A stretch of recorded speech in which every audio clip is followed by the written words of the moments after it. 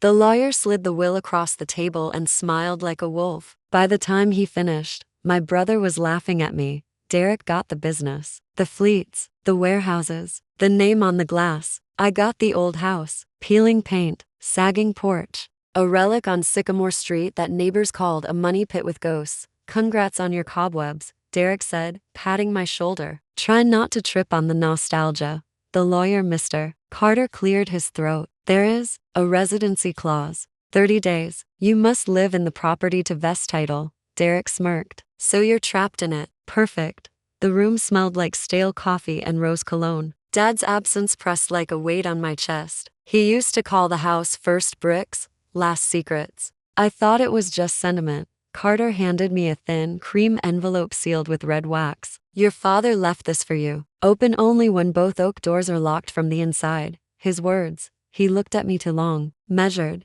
curious. Then he congratulated Derek twice and me once. Small tells, big meaning. That night, the house breathed. Old wood settling, pipes humming like distant trains. I locked the twin oak doors and broke the seal. Inside, a key on a tarnished chain, a folded map of the house with an X in the library, and 6 words in Dad's rushed hand. Trust no one, especially the lawyer. A draft lifted the edge of the map, guiding my eyes to the baseboard behind the bookcase. The wallpaper bubbled there as if the wall had exhaled. I slid my fingers underneath and felt a metal lip. Outside, tires hissed against wet pavement. On the porch, a shadow paused at the keyhole. The old house seemed to pull me closer to the wall. I pried the panel. Something clicked open in the dark. A cold voice spoke through the door. Open up, or we'll break it. Not police, not neighbors. Footsteps gathered on the porch planks, heavy and certain like they already owned everything inside. I didn't turn on a light. I moved by the heartbeat of the house, slow, steady, purposeful. The panel swung inward to a narrow cavity lined with tin.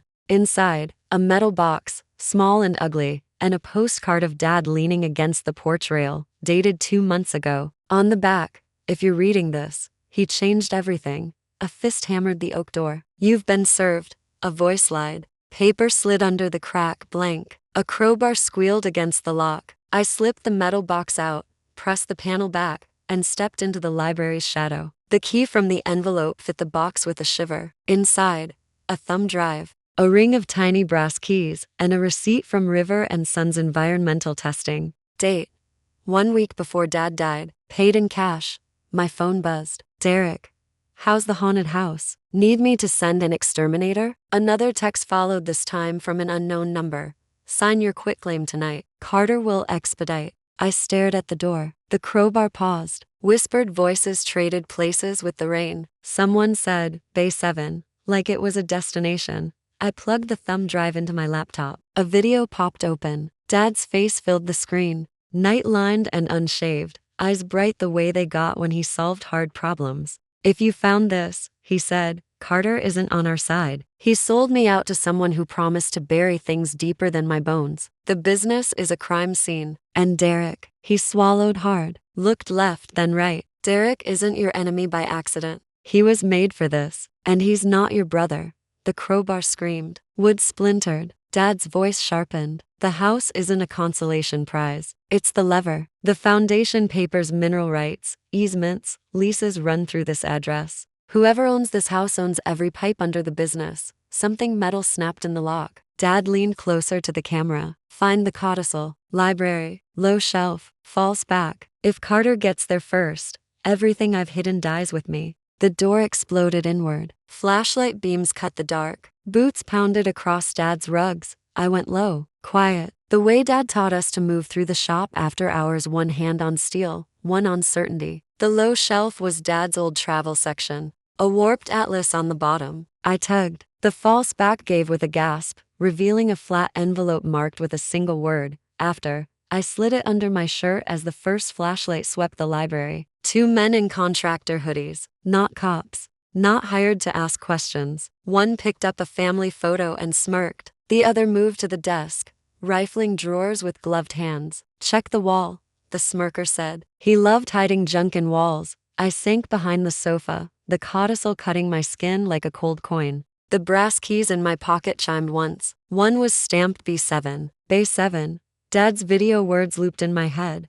Bay 7. the business, the far loading dock where he kept vintage parts, and a stubborn padlock he wouldn't replace. My phone ticked. With a new text from Carter. Urgent. Meet at my office now. Your father left debts you can't carry. We can protect you if you sign. Protect me. From what truth? The rain intensified, a drumroll on the house's tin gutters. Lightning whitened the room. In that flash, I saw the smirker's face clearly. He was the process server from earlier, the blank paper guy, professional liar.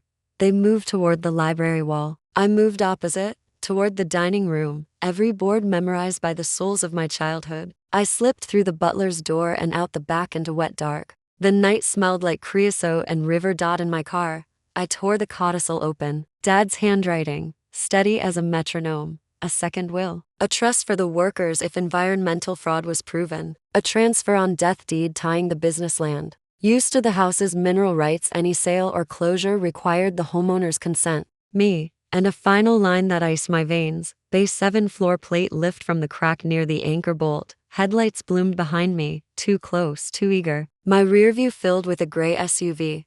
I pressed the accelerator. The SUV matched me, bumper to breath. Bay 7 suddenly felt like the last safe place and the most dangerous. The loading docks slept like hulks under the storm. Bay numbers glowed faintly. 5, 6, 7. Dad's stubborn padlock waited like a dare. The brass key, marked B7, slid in and turned with a sound that felt like a memory unspooling. Inside, the air tasted like oil and old apologies. I found the anchor bolt at the corner seam and pried the floor plate with a tire iron. It lifted, and a smell of wet clay and printer toner rose. A second metal box lay inside a plastic wrap. Another key in my ring, small, square-toothed, fit perfectly. Documents, photos, a ledger stamped River and Sons and EPA correspondence hold, receipts for illicit haul-offs, nighttime payments, and the names of trucks that never existed. At the bottom, a notarized letter from Dad. I reported. They stalled.